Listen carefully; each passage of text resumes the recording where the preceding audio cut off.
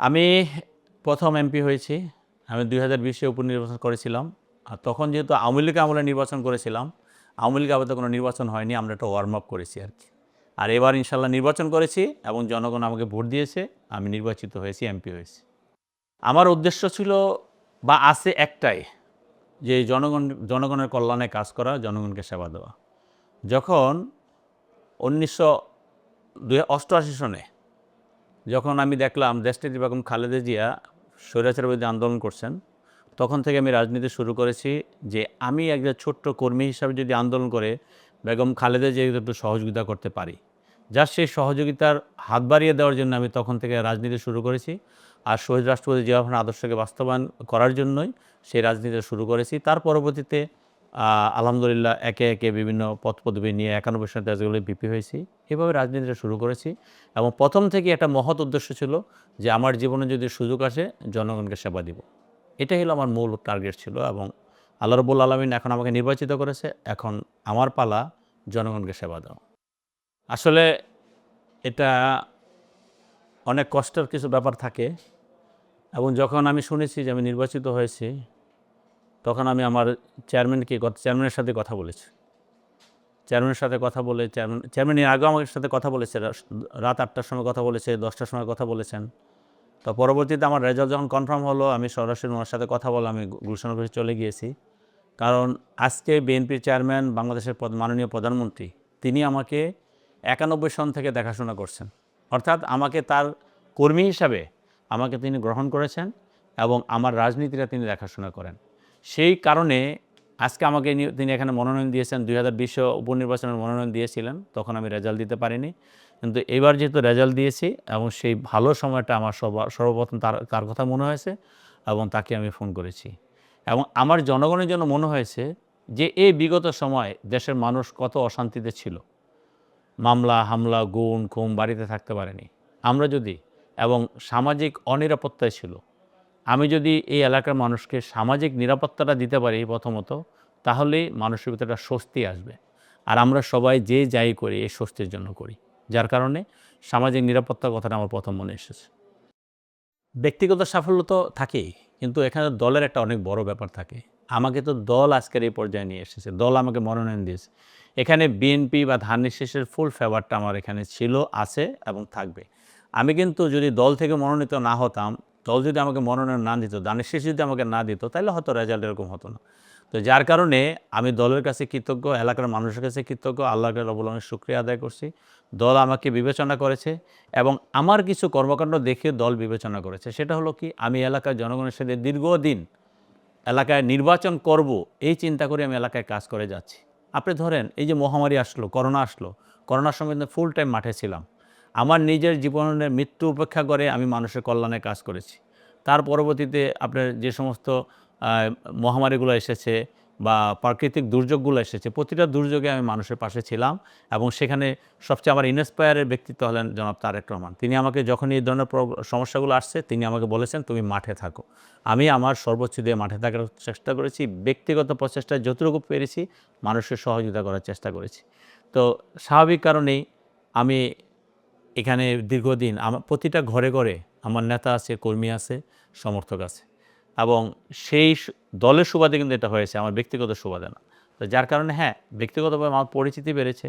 হয়তো সেখানে ২ টা ভোটও বেড়েছে, এটা সত্যি। কিন্তু কথা হলো দলটাই মূল ব্যাপার। দলকে মানুষ ভালোবেসেছে, সারা দেশে বিজয়ী করেছে। আর দলকে যদি ভালো না বাসতো, দলের পক্ষে যদি সমর্থন না থাকতো, তাহলে আমরা এই বিজয় পেতাম না। অবশ্যই আমার নিজের পরিবারের অনেক বড় ভূমিকা আছে। আমার এই পরিবার দেখেন, এই ১৭ বছর আন্দোলন সংগ্রাম করতে গিয়ে আমি ৩২৯ টা মামলা খেয়েছি। আমার ২ টা মামলায় সাজা হয়েছে, একটা ৭ বৎসর, একটা ২.৫ বৎসর। আমি ২.৫ বৎসর জেলে ছিলাম। আমার মেয়েটা বিদেশে লেখাপড়া করত। যখন আমি জেলে আছি, আমার ওয়াইফ এবং আমার ছোট বাচ্চাটা একা, একা বাসায় থাকে। আমার বাসায় কখনো কোনো পুরুষ মেহমান আসতে পারেনি, কেউ থাকতে পারেনি। আমার বাসায় দারোয়ান, চাকর যারা আছে, ড্রাইভার থেকে শুরু করে সবাই জেল খেটেছে। যখন এই অবস্থা, দেশের মানুষ কেউ কারো খবর নিতে পারতেছে না, তখন আমার মেয়েটা বিদেশে লেখাপড়া করতো, সে দেশে চলে আসছে। তার মানে এই যে আমাদের ত্যাগ, আমাদের দল তো আছে, পাশাপাশি আমার পরিবারের যে ত্যাগ, সেই ত্যাগটা কিন্তু কোনোভাবে ছোট করে দেখার উপায় নাই। আমার ওয়াইফ কষ্ট করেছে, আমার বাচ্চারা কষ্ট করেছে, আমার আত্মীয়স্বজন কষ্ট করেছে। আমার বাসায় হয়তো আমার পাশে আমার বোন থাকে, সেই বোনও আসতে পারেনি। আমার ইভেন আমার বোন বা বোনের ফ্যামিলি কেউ রাজনীতি করে না। সে আমার ভাগ্নাদেরকেও পালিয়ে থাকতে হয়েছে তার নিজের বাড়িতে। তার নিজের বাড়িতে থাকতে পারেনি ভয়ে। তো এই যে জায়গাগুলো, এগুলো তো আমাদের পরিবার আমাদেরকে জন্য সেই কষ্টটা করেছে। দলের পাশাপাশি পরিবারও আমাদের জন্য অনেক কষ্ট করেছে। সেই পরিবারের উপর আমি অবশ্যই শ্রদ্ধা রাখি। দল যেমন আমাকে সহযোগিতা করেছে, আমার পরিবারও আমাকে সহযোগিতা করে। আমার পরিবার যদি সহযোগিতা না করতো, আমি এই পর্যায়ে আসতে পারতাম না। আমার এখানে ১৪টা ওয়ার্ড, অনেক বড় একটা আ এলাকা নিয়ে প্রায় সাড়ে ৭টা থানা। সাড়ে ৭টা বলছি এই কারণে, উত্তরা, পূর্ব, পশ্চিম, উত্তরখান, দক্ষিণখান, বিমানবন্দর, তুরাগ, খিলক্ষেত এবং বাটারও একটা অংশ আছে। এজন্য সাড়ে ৭টা বলছি। আমাদের ১৪টা ওয়ার্ড আছে। এখানে পড়া ৬,১৩,০০০ ভোট। তো এই যে একটা বড় পরিবার এবং ভৌগোলিক অবস্থানটা অনেক বড়। ঢাকা শহরে ধরেন আপনার ঢাকা উত্তরে ২৬টি থানা, তার ভিতরে ৮টা এই এলাকায়। ধরেন আপনার 1/4 এই এলাকা এবং ভৌগোলিক জায়গাও আমারটা অনেক বড়। তো নির্বাচন করতে গিয়ে দেখা গেল বা নির্বাচনের আগে পরে হোক, যদি খিলক্ষেতে আমার একটা মানুষ মারা যায় বা সেই ডুমনিতে আমার একটা মানুষ মারা যায়, এই জানাজায় যখন আমি আসা যাওয়া করি তখন আমার সারাদিন শেষ হয়ে যায় জানাজার জন্য, বা কোনো একটা প্রোগ্রাম করতে যে আমি যাই। এই বড় একটা এলাকা, এই এলাকাটা কন্ট্রোল করা বা এই এলাকার মানুষকে সময় দেওয়া অনেক টাফ। তারপরে আমি সমস্ত কিছু বাহিরে ফেলে রেখে আমি আমার দলীয় নেতাকর্মী এবং যখনই কোনো রকম প্রোগ্রাম এসেছে আমি সেগুলো নিয়ে ব্যস্ত ছিলাম। আমি আমার নেতাকর্মীদেরকে সর্বোচ্চ গুরুত্ব দিয়ে আমি কাজগুলো করে থাকি এবং সাধারণ মানুষ, আবার সাধারণ সমর্থক যারা আছে, এবং যেহেতু তারা আমাকে নির্বাচিত করেছে, আমার উপরে তারা আস্থা রেখেছে, আমি সে আস্থার প্রতিফলন ঘটাতে চাই তাদেরকে আমার কাজের মাধ্যমে। কারণ তারা আমাকে ভোট দিয়েছে এই আস্থা রেখে যে আমি এলাকায় জনকল্যাণমূলক কাজ করব। ইনশাআল্লাহ জনগণের আশা 100% বাস্তবায়ন করার আমি চেষ্টা করব। সমস্যাগুলো তো অনেক। খালি ৩টে সমস্যা নিয়ে এই আসন না। কারণ এই গত ১৭ বৎসর এখানে কোনো উন্নয়নমূলক কাজ হয়নি। এই দেখেন, আমাদের এখানে মূল সমস্যা হলো, আপনি যখন তেজগাঁ থেকে এখানে এসেছেন, আপনি বলছেন উত্তরা যাচ্ছি, উত্তরা মডেল টাউনে যাচ্ছি। এই মডেল টাউন কিন্তু একটা মাত্র ওয়ার্ড। আর বাকি ১৩টা ওয়ার্ড কিন্তু আমরা মডেল টাউনের বাহিরে। ইউনিয়ন ছিল। ২০১৮ সেই ইউনিয়নগুলো সিটি কর্পোরেশন এসেছে। কিন্তু সিটি কর্পোরেশনের ১ ফোঁটার উন্নয়নমূলক কর্মকাণ্ড সেখানে কাজে লাগেনি। আজকে আমি সহ আমাদের ১৪টা ওয়ার্ডের যে সমস্ত সিটি কর্পোরেশনের কর্মকর্তা কর্মচারীরা আছেন, পাশাপাশি আমাদের যে নতুন প্রশাসক নিয়োগ হয়েছে, আমি তাকে নিয়ে মিটিং করেছি এবং তাদেরকে এই কথাটা বলেছি যে, আপনারা আমাকে ট্যাক্স ধরছেন, আমি ট্যাক্স দিচ্ছি বা ট্যাক্স দিব, কিন্তু আমাদের কিন্তু সিটি কর্পোরেশনের কোনো সেবা আপনাকে দিচ্ছেন না। আপনি যদি আমাকে সেবা না দেন তাহলে আমি তো ট্যাক্স দিতে পারবো না। এরকম অনেক ধরনের সমস্যা আছে। আমি শুধু ৩টি সমস্যা বলে আমি শেষ করতে পারব না। এখানে জলাবদ্ধতার সমস্যা আছে। বিএনপি যখন ক্ষমতায় ছিল তখন কিছু জলাবদ্ধতা নিয়ে কাজ করেছিল, কিন্তু পরবর্তী আর কোনো কাজ হয়নি। আপনারা আমাদের যে এখানে রেল লাইনটা দেখছেন, দক্ষিণ উত্তরে যে রেল লাইনটা আছে, সেই রেল লাইনের ২ পাশে ২টা ক্যানেল ছিল বা বড় ড্রেন ছিল। সেই ড্রেনগুলা যখন এখন বিভিন্ন রকম কাজ বন্ধ হয়ে গিয়েছে। আজকেও আমাকে তারা রিকোয়েস্ট করছে, স্যার আপনি ড্রেনের কাজগুলো আগে করেন। আমি তাদের কথা দিয়েছি যে এই ড্রেনের কাজগুলো করে আমি জলাবদ্ধতা দূর করব। এবং এখন আমাদের এই ওইমুখী, অর্থাৎ আমাদের এই ঢাকা ১৮তে প্রায় ২৫ লক্ষ লোকের বসবাস। তো সেইখানে আমাদের ৪টা রাস্তা দিয়ে পুরো এলাকা চলে। আব্দুল্লাহপুর, কসাইবাড়ি, আজমপুর আর আশকোনা, হাজী ক্যাম্পের। এই ৪টা রাস্তার অবস্থা খুবই ন্যারো এবং যানজট থাকে। রেল লাইনের কারণে আরও যানজট বেড়ে যায়। তো স্বাভাবিক কারণে আমার প্রথম কারণ হলো মানুষ যাতে স্মুথলি চলাফেরা করতে পারে, বাচ্চারা যাতে স্কুলে যেতে পারে এবং সাধারণ কর্মকর্তা কর্মচারীরা বা খেটে খাওয়া মানুষরা যাতে স্মুথলি চলাফেরা করতে পারে। এই যানজটটা যদি আমি দূর করতে পারি তাহলে তাদের সময় অনেক বেঁচে যাবে। এখানে আপনারা নিশ্চয়ই গিয়েছেন, আপনার সে সম্বন্ধে আপনার ধারণা আছে। এরকম অনেকগুলো সমস্যা আছে, কিন্তু কালকার সকালবেলা কোন কাজটা আমার আগে করতে হবে সেটা আমি এখন বলতে পারবো না, কারণ সময় বলে দিবে কোন কাজটা আমার আগে করতে হবে। তবে আমি এগুলো নিয়ে কাজ করে যাচ্ছি। পাশাপাশি এখানে মাদকের একটা বড় সমস্যা আছে, কিশোর গ্যাংয়ের একটা বড় সমস্যা আছে। যেখানে মাদক আছে সেখানে কিশোর গ্যাং আছে। আমি আইনশৃঙ্খলা রক্ষাকারী বাহিনীর সাথে যতবার মিটিং করি আমি তাদের একটি কথা বলি যে, আপনারা কিশোর গ্যাং এবং মাদক এই দুটাকে আপনার নির্মূল করতে হবে। আজকে হয়তো একদিনে নির্মূল হবে না, সহনীয় অবস্থায় যে আমরা রেখে আস্তে আস্তে একসময় নির্মূল হবে। তা আমরা সেই জায়গাগুলো নিয়ে আমরা কাজ করে যাচ্ছি। আইনশৃঙ্খলা রক্ষাকারী বাহিনী আমাকে সহযোগিতা করছে। আমি যখন ৬ তারিখে ৬ই আগস্ট জেল থেকে বেরিয়েছি, তারপরে থেকে আমি কিন্তু যতবার আইনশৃঙ্খলা রক্ষাকারী বাহিনীর সাথে মিটিং করেছি আমার একটাই বক্তব্য ছিল, আপনারা এখানে মাদক এবং কিশোর এটা নির্মূল করেন। কারণ আপনার বাসায় যদি একটা মাদকাসক্ত সন্তান থাকে বা আমার বাসায় যদি একটা মাদকাসক্ত সন্তান থাকে, তাহলে কিন্তু মানুষ বলে না মরার পরে দোজখে যাবে না বেহেশতে যাবে, তাহলে তার মরার পরে যাইতে হবে না, সে দুনিয়াতে তো সে দোজখে আছে। কারণ এই মাদকের কারণে সন্তান তার বাবাকে খুন করছে, তার মাকে খুন করছে, তার ভাইকে খুন করছে মাদকের টাকার কারণে। তো কাজেই আমরা যদি এই জায়গাটা নির্মূল করতে পারি, মাদকটাকে নিয়ন্ত্রণ করতে পারি, তাহলে সমাজের অনেক সমস্যা এমনি এমনি কমে যাবে। কাজেই এরকম অনেকগুলো প্রোগ্রাম আছে আমার হাতে নেওয়া। আশা করি আমি জনগণ আমাকে সহযোগিতা করে যাচ্ছে। জনগণের সহযোগিতা নিয়ে আমি সমস্ত কাজে আমি সফল হতে চাই। আমি ব্যর্থ হওয়ার জন্য এখানে আসিনি। আমার চেষ্টা থাকবে 100%। আল্লাহ রাব্বুল আলামিন আমাকে যতটুকু সফল, কিন্তু আমার চেষ্টাটা কোনো ত্রুটি থাকবে না। আমি কাজ করার জন্য আসছি। আমি জনগণের জন্য কাজ করব। জনগণ আমাকে সহযোগিতা করছে এবং করবে ইনশাআল্লাহ। জনগণ কাছে আমি কিন্তু নির্বাচনের পূর্বে কোনো বড়, বড় বক্তব্য দেইনি। আমি এই কথাগুলি জনগণকে বলেছি যে, "আপনারা আমাকে আস্থায় রাখেন। আমি আপনাদের সন্তান, আপনাদের ভাই, আপনাদের বন্ধু। আপনারা আমাকে দীর্ঘদিন চিনেন। ৩০ বছর যাবৎ আমি এই এলাকায় রাজনীতি করি এবং এই এলাকার মানুষ জানে যে আমি এখানে একটা নির্বাচন করার জন্য রাজনীতি করি। জনকল্যাণে কাজ করার জন্য রাজনীতি করি।" কারণ সেই ৩০ বছর যেহেতু আমাকে চিনে, ব্যক্তিগত জীবনে আমি কোনো অপরাধের সাথে জড়িত না। আমার সাথে যারা রাজনীতি করে তাদেরকে আমি কোনো অপরাধের সাথে জড়িত হতে দেব না। আমি যদি অপরাধমুক্ত থাকি, আমি যদি অপরাধের সাথে জড়িত না হই, আমার কর্মীরা যদি অপরাধের সাথে জড়িত না হয়, তাহলে আরেকটা মানুষকে আমি কেন অপরাধ করতে দিব? কাজেই আমার এই বয়সে অনেক ক্ষমতা পেয়েছি। ৯১ সনে দেশ গেলে বিপি ছিলাম। ২০০১ থেকে ২০০৬ ছাত্রদলের প্রেসিডেন্ট ছিলাম ঢাকা সিটির। এবং আমি যদি বলি পার্টির শীর্ষ পর্যায়ের নেতা ছাড়া কেউর সাথে তখন চলাফেরা করিনি। তারপরেও কিন্তু আল্লাহ রাব্বুল আলামিন আমি কোনো অসৎ আচরণ করিনি এবং আমি নিজে কোনো অপরাধ করিনি। এবং এখন ৫৭ বছর বয়স। যখন ২৪ বছর বয়স ছিল তখন ক্ষমতা পেয়েছি। তখন যেহেতু কোনো অপরাধমূলক কর্মকাণ্ডে জড়াইনি, আর নিশ্চয়ই ৫৭ বছর বয়সে এসে অপরাধমূলক কর্মকাণ্ডে জড়াবো না। কাজেই আমি বলছি, আমি নিজে কোনো অপরাধ করব না, আমার কোনো নেতাকর্মী অপরাধ করবে না। অপরাধ করলেও তাকে শাস্তি পেতে হবে, সে মাপ পাবে না। স্বাভাবিক কারণেই অন্য কাউকে আমি কোনো অপরাধমূলক কর্মকাণ্ড করতে দেব না। জনগণের স্বস্তির জন্য যেটা আমার করা দরকার সেটাই আমি করব। সম্ভাব্য প্ল্যানিং হলো এখানে কিছু স্বল্পমেয়াদী কিছু দীর্ঘমেয়াদী পরিকল্পনা আছে। সেই স্বল্পমেয়াদী এবং দীর্ঘমেয়াদী পরিকল্পনা আমার ইশতেহারে আমি বলেছি, আমি সেভাবে কাজ করে যাব। ধরেন আমি যেটা বলেছি সামাজিক নিরাপত্তাটা যদি আমি নিয়ে আসতে পারি, তাহলে এখানে অনেকগুলো সমস্যা এমনি, এমনি কেটে যাবে। এবং মানুষকে যদি আমরা প্রতিবাদ করতে শিখাই, ধরেন আপনাকে প্রতিবাদী হতে হবে। এই যে আমাদের প্রতিবাদের কারণে আমরা ১৭ বছর বিএনপি চেয়ারম্যান জনাব তারেক রহমানের নেতৃত্বে একটা আন্দোলন সংগ্রাম করে আজকে ফেসিবাদের পতন হয়েছে। হ্যাঁ, পরবর্তীতে সেখানে অনেকেই যোগ হয়েছে, অনেক ছাত্র জনতা যোগ হয়েছে। তাদেরকে আমরা অস্বীকার করতেছি না বা তাদের অবদানকে আমরা অস্বীকার করতেছি না। কিন্তু রাজনৈতিক দলগুলো কিন্তু এই জায়গাটা একবারে গুছিয়ে নিয়ে আসছে। তো স্বাভাবিক কারণেই আমরা এভাবে পরিকল্পনা করে অনেকগুলো পরিকল্পনা আমাদের আছে। সেই পরিকল্পনা অনুযায়ী আমরা কাজ করে যাব। আমাদের মূল লক্ষ্য হলো জনগণ যাতে স্বস্তিতে থাকে। সেই স্বস্তিতে রাখার জন্য আমরা স্বল্পমেয়াদী পরিকল্পনার মধ্যে যেমন আমরা যে এখন যানজটটা একটু কমাইতে পারি, আমরা যদি মাদকটা কমাতে, আমরা যে সামাজিক নিরাপত্তাটা দিতে পারি এবং এই যে আমরা জলাবদ্ধতা মুক্ত করব, সেই কাজগুলো হয়তো সময় লাগবে। আমার এখানে কয়েকটা ব্রিজ করতে হবে। আমার একটা প্ল্যান আছে যে ইয়াতে আপনার সেক্টরগুলোতে যে লেকগুলো আছে, সেই লেকগুলো আমরা তুরাগ নদীর সাথে আমরা সংযোগ করে দিব। তাহলে তুরাগ নদীটার নাব্যতা বাড়াতে হবে। এগুলোর দীর্ঘমেয়াদী প্ল্যান। এই কাজগুলো আমরা করব ইনশাআল্লাহ। ইতিমধ্যে আমি আমাদের রাজুকের সাথে কথা বলেছি। রাজুক আমাকে বলেছে যে, "হ্যাঁ, আপনি যে প্ল্যান করেছেন সেই প্ল্যান অনুযায়ী আমরা কাজ করব।" পাশাপাশি আমি ১ম এ যে কথা বলছি যে আমরা উত্তরা মডেল টাউন না, ঢাকা ১৮ সন থেকে আমরা একটা মডেল টাউন হিসেবে গড়ে তুলতে চাই। সেজন্য আমার অনেক কাজ করতে হবে এবং সেখানে সরকারের অনেক অর্থ ব্যয় হবে। কারণ রেললাইনের পূর্ব পাশ অর্থাৎ উত্তরখান, দক্ষিণখান এবং খিলক্ষেত, আবার পশ্চিম পাশে তুরাগের কিছু অংশ আছে যেগুলো অনেক, অনেক অনুন্নত। আপনি গেলে মনেই হবে না যে ঢাকা শহর সিটি কর্পোরেশনের ভিতরে এরকম একটা জায়গা। রাস্তাঘাটের যে অবস্থা।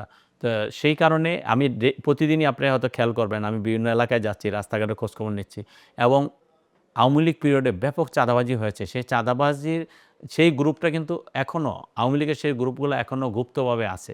তো তারাও চেষ্টা করে যে তারা চাঁদাবাজি করে বিএনপির নামে চালিয়ে দেওয়ার জন্য। তা আমি সেভাবে সচেতন আছি, আমাদের নেতাকর্মীরা সচেতন আছে, প্রশাসন সচেতন আছে এবং সাধারণ জনগণকে আমি বলব যে আপনারা প্রতিবাদী হবেন, আপনারা সচেতন থাকবেন, তাহলে এই সমস্যাগুলোর জন্য আমরা খুব একটা দূরে যেতে হবে না। আপনি দেখেন এই যে একটা জাতীয় নির্বাচন হলো, এই জাতীয় নির্বাচনে কিন্তু বাংলাদেশের ইতিহাসে সবচেয়ে খুন খারাপি কম হয়েছে, সবচেয়ে ঝামেলা কম নির্বাচনের দিন। কেন হয়েছে? কারণ আমাদের মতো বড় দলের সদিচ্ছা ছিল। জনগণের যদি সদিচ্ছা থাকে তাহলে অনেক কিছু সম্ভব। সম্ভব। আইনশৃঙ্খলা রক্ষাকারী বাহিনী যে খুব একটা শক্ত অবস্থান নিয়েছিল তা কিন্তু না। পুলিশে মোরালি তাদের অবস্থান অনেকটা খারাপ হয়ে গিয়েছে। তারপরে নির্বাচনটা সুষ্ঠু হয়েছে এবং নির্বাচনে সেরকম কোনো ঝামেলা হয়নি। তার কারণ কিন্তু যে আমরা মানুষ, আমরা প্রতিবাদ করতে জানি, আমরা চেষ্টা করেছি এটা ভালো নির্বাচন হোক। আপনারা সকলে মিলে চেষ্টা করেছি বলেই সে ভালো নির্বাচন হয়েছে। এটাই আমি মনে করি। অবশ্যই পরিকল্পনা আছে। আপনি জানেন জেনজি যে ওয়ার্ডটা আসছে নতুন করে, এখানে আমার ঘরে ২ জন আছে।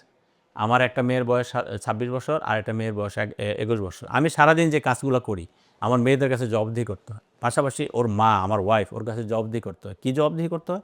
যে আমি বর্তমান সমাজকে গুরুত্ব দিচ্ছি কিনা, এই ইয়াং জেনারেশনটাকে আমি গুরুত্ব দিচ্ছি কিনা এবং আমার যে কর্মসূচিগুলো আছে, সেই কর্মসূচিগুলোতে তারা কতটুকু সম্পৃক্ত থাকতে পারবে বা পারে, সেই দিক থেকে তারা কিন্তু খেয়াল রাখে।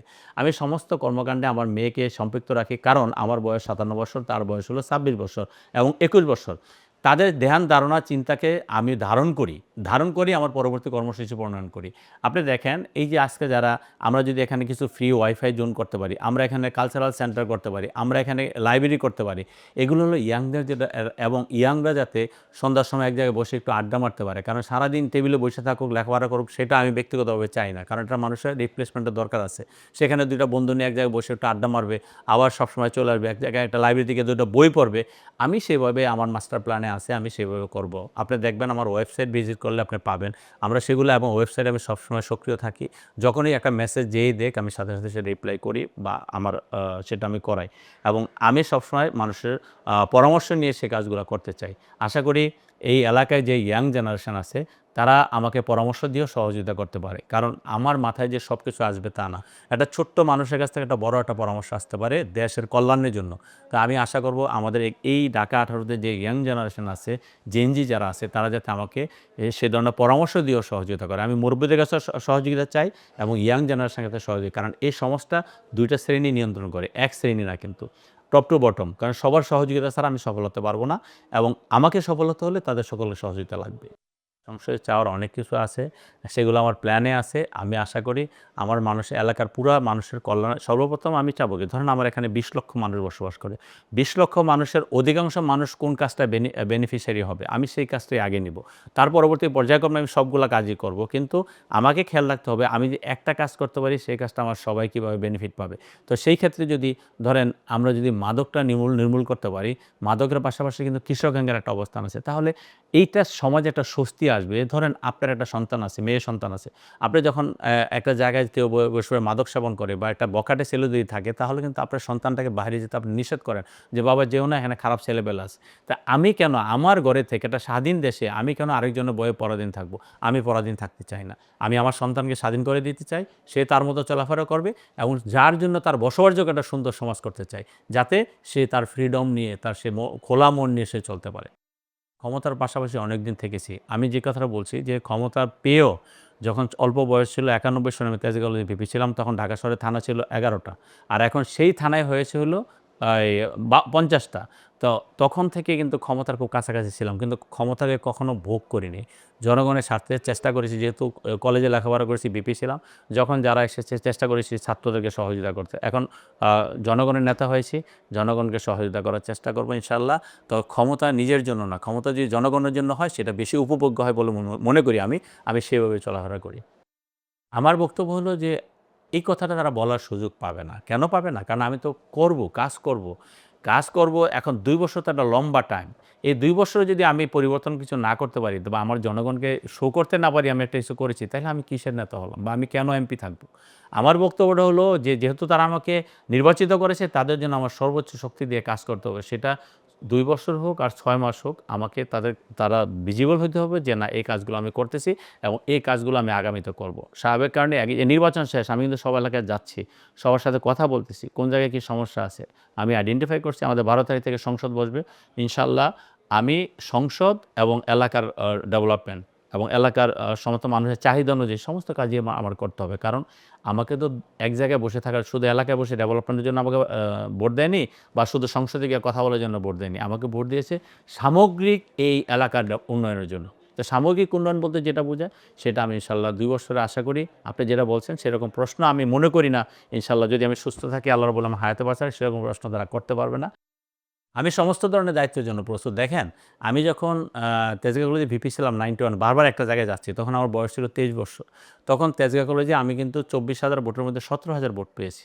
তা এই যে 17,000 ভোট, 17,000 মানুষ, নট অনলি 17,000 মানুষ, সরি, সেখানে এত বড় একটা, আমাদের সেখানে 36,000 ছাত্রছাত্রী ছিল তেজগাঁ কলেজে। সেখানে থেকে একটা প্রপার গাইডলাইন নিয়ে আমি কিন্তু সেখানে নেতৃত্ব দিয়ে এসেছি। কোনোদিন কেউ বলতে পারেনি যে জাহাঙ্গীর এই খারাপ কাজটা করেছে। জাহাঙ্গীর তখন তো বয়স অনেক কম ছিল। ইনশাল্লাহ তখন যেহেতু সফল হয়েছি, আর এখন 57 বছর বয়সে আশা করি সফল হব। যেহেতু জনগণ আমার সাথে আছে, আমি বারবার একটা কথা বলছি, আমার টার্গেট একটাই, যে জনগণ আমাকে ভোট দিয়েছে জনগণের কল্যাণে কাজ করার জন্য। আমি সবসময় ওই একই লাইনে থাকব। আমি নিজে কোনো খারাপ কাজ করব না, নিজে কোনো দুর্নীতির সাথে সম্পৃক্ত হব না, নিজে কোনো অপরাজনীতির সাথে সম্পৃক্ত হব না, এবং সমাজে যারা ভালো মানুষ, যারা হইতে পারে অন্য মতাবলম্বী, আমার পরিবার যে ক্ষতিগ্রস্ত হয়েছে, আমার পরিবার যেভাবে আমি যেভাবে ক্ষতিগ্রস্ত হয়েছি, আমি কাউকে সে ক্ষতিগ্রস্ত করব না। সমাজের সবাই ভালো মানুষগুলো সবাই রাজনীতি করবে। অন্যান্য অতীতে আমরা যে নির্যাতন নিপীড়নের শিকার হয়েছি, আমার মাধ্যমে এলাকার কোনো মানুষ নির্যাতন নিপীড়নের শিকার হবে না। এটা একদম কমিটেড। তারা আমাকে অনেক রকম সাজেশন দিয়েছে। ধরুন ফেসবুকে বলেছে যে আমি যদি কথার কথা, আমি যদি এমপি হতাম এই কাজগুলো করতাম। তো ২-৩টা কাজের মধ্যে যদি একটা আমার পছন্দ হয়, আমি সেটা তাদের কাজগুলো আমি আমার মতো করে করব। অবশ্যই আমি তাদের কাছ থেকে সাজেশন চাই, এবং ইতিমধ্যে তারা সাজেশন দিয়েছে বা দিচ্ছে।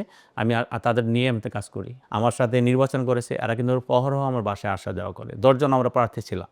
আমাদের ইসলামিক ঐক্যফ্রন্টের আনোয়ার ভাই আসছিলেন একটু আগে, আপনার মনে হয় দেখেছেন। এবং উনি কিন্তু আমাদের ৮টা থানার নেতাকর্মীদেরকে নিয়ে এসেছেন। কেন? কারণ আমি ওনাদেরকে আহ্বান করি, আমি ওনাদেরকে বলি যে আমরা সবাই একসঙ্গে থেকে আমরা এই কাজগুলো করব। নির্বাচনের পূর্বে আপনারা দেখেছেন, আমি যখন নির্বাচনের প্রচারণায় নেমেছি, সকলকে ঐক্যবদ্ধ করে নেমেছি। এখানে এনসিপি বলেন বা অন্যান্য যারাই বলেন, সবাই আমার সাথে কাজ করেছে, সবাই আমার সাথে এসেছে। নির্বাচনের পরদিন সবাই আমার বাসায় এসেছে। আমি তাদেরকে ডেকেছি যে ভাই আসো, আমরা একসঙ্গে কাজ করব। সবচেয়ে বড় ভূমিকা ছিল জনগণের। জনগণ চেয়েছে একটি সুষ্ঠু সুন্দর নির্বাচন হোক, সেই জন্য একটি সুষ্ঠু সুন্দর নির্বাচন হয়েছে। আমার ভোট আমি দেব, যাকে খুশি তাকে দেব, যোগ্য প্রার্থী থেকে ভোট দেব, হয়েছে। কিছু জায়গায় যে কিছু অনিয়ম হয় না তা আমি বলবো না, কিন্তু জনগণ যদি না চাইতো, তাহলে এরকম একটা নির্বাচন প্রশাসনের একক প্রচেষ্টায় কোনোভাবে সম্ভব ছিল না। আর সেই জনগণের ভিতরে সবচেয়ে বড় ভূমিকা রেখেছে তারেক রহমানের দল বিএনপি। কারণ বিএনপি একটি বড় দল, প্রতিটা ঘরে ঘরে বিএনপির কর্মী আছে, প্রতিটা ঘরে ঘরে বিএনপির সমর্থক আছে। তারা চাইলেই যে কোনো নির্বাচনে ম্যানিপুলেট করতে পারতো, তারা চাইলেই যে কোনো নির্বাচনে একটা হাঙ্গামা করতে পারতো, কিন্তু তারা সেটা করেনি। তারা চেয়েছে দেশের মানুষ একটি সুষ্ঠু সুন্দর নির্বাচন দেখুক, এবং প্রশাসন একটি সুষ্ঠু সুন্দর নির্বাচন করুক। আমি আইন শৃঙ্খলা রক্ষাকারী বাহিনীর সহযোগিতা এখন চাই। কেন চাই? এখন যে পরিবর্তনের কথা আমি বলেছি, সেই পরিবর্তন করতে হলে আমার আইন শৃঙ্খলা রক্ষাকারী বাহিনীর সহযোগিতা নিতে হবে, এবং তারা যদি আমাকে সহযোগিতা না করে, তাহলে আমার অনেক জায়গায় অপূর্ণতা থেকে যাবে। এবং তাদেরকে আমি বলেছি স্পষ্ট যে বর্তমান যে মাননীয় প্রধানমন্ত্রী আছেন, আপনারা তার বক্তব্য শোনেন, তার বক্তব্য অনুযায়ী কাজ করেন, আমাকে ফেভার করা দরকার নাই। রাষ্ট্রের স্বার্থে, দেশের স্বার্থে, জনগণের স্বার্থে সরকার যে বক্তব্যগুলো দেয় সেগুলো শুনবেন এবং সেই অনুযায়ী কাজ করবেন। আমি নিজেও যদি কোনো অন্যায় আবদার করি, আপনি সে আবদারও রাখবেন না। আমার দলের কোনো নেতাকর্মী যে আপনার কাছে অন্যায় আবদার করে, সে আবদার রাখবেন না। প্রয়োজনে আমাকে জানাবেন, আর আমি কোনো অন্যায় আবদার করলে আপনি সেটা রাখবেন। আমি প্রশাসনকে একদম ফ্রিডম দেওয়া আছে। আমরা চাই না কোনোভাবে আগের মতো ওইরকম হারুন আঙ্কেল এরকম কোনো পুলিশ অফিসার হোক। আমি সেটা ব্যক্তিগতভাবে চাই না, আমার দলও সেটা চায় না। যার কারণে পুলিশিংটা করবে বাংলাদেশে, আর আমি রাজনীতি কর্মী হিসেবে আমি রাজনীতি দলের কাজটা করব। এটাই হলো বাস্তবতা। আমি প্রশ্ন করতাম একটাই, যে আপনারা গণমাধ্যমে, আপনি সংসদ সদস্য, আপনি একটা কাজ করেন যে সকলকে মিলে সমাজটাকে স্বস্তিতে নিয়ে আসেন, সকলে মিলে একসঙ্গে কাজ করেন। পারিবারিকভাবে একটা ছোট্ট ফ্যামিলি, ৫ জনের ফ্যামিলিতে অনেক রকম দ্বন্দ্ব হয়, কিন্তু সেই দ্বন্দ্বটাকে বড় না করে একত্রিত করেন, একসঙ্গে করেন, সুন্দর করে সবাই মিলে, যাতে এই রাজনৈতিক পরিবারটা, এটা সবাই মিলে যাতে আমরা সেটা এনজয় করতে পারি। ৫ই আগস্টের পূর্বে অনেক কিছু হয়েছে। ৫ই আগস্ট আমাদের অনেক কিছু শিক্ষা দিয়েছে। সেখান থেকে শিক্ষা নিয়ে আমরা সবাই ঐক্যবদ্ধভাবে একটা সুন্দর সমাজ ব্যবস্থা গঠন করি। বিএনপির চেয়ারম্যান, বাংলাদেশের মাননীয় প্রধানমন্ত্রী জনাব তারেক রহমান যে একটি মানবিক রাষ্ট্র গঠন করতে চাচ্ছেন, যে মানবিক সমাজ ব্যবস্থা গঠন করতে চাচ্ছেন, আমরা ওনাকে সহযোগিতা করি। তাহলে উনিও সহযোগিতা পাবে, সমাজও ভালো কিছু পাবে, আমরাও সেখানে নিশ্চিত থাকবো যে একটা ভালো সমাজ ব্যবস্থা করতেছে।